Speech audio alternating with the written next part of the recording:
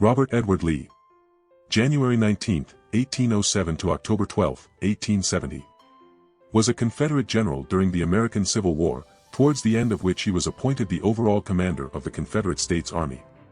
He led the Army of Northern Virginia, the Confederacy's most powerful army, from 1862 until its surrender in 1865, earning a reputation as a skilled tactician.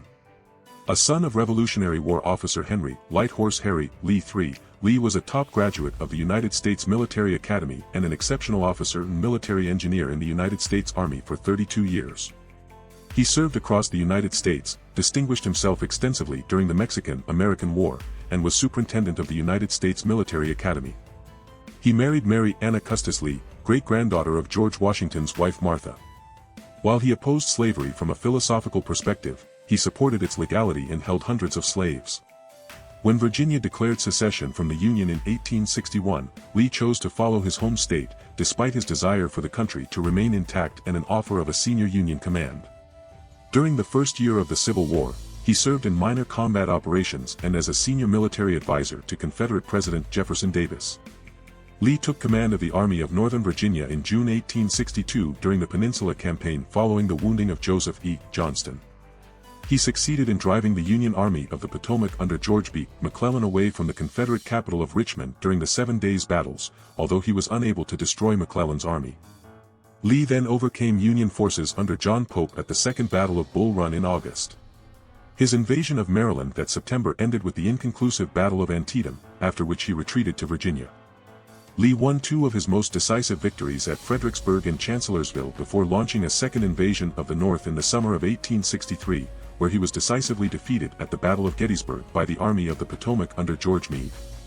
He led his army in the minor and inconclusive Bristoe campaign that fall before General Ulysses S. Grant took command of Union armies in the spring of 1864.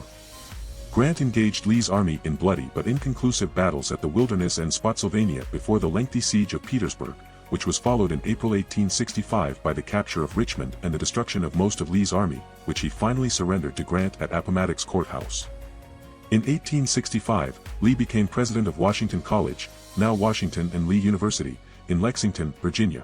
In that position, he supported reconciliation between North and South. Lee accepted the extinction of slavery provided for by the 13th Amendment, but opposed racial equality for African Americans. After his death in 1870, Lee became a cultural icon in the South and is largely hailed as one of the Civil War's greatest generals. As commander of the Army of Northern Virginia, he fought most of his battles against armies of significantly larger size, and managed to win many of them. Lee built up a collection of talented subordinates, most notably James Longstreet, Stonewall Jackson, and J.E.B. Stuart, who along with Lee were critical to the Confederacy's battlefield success.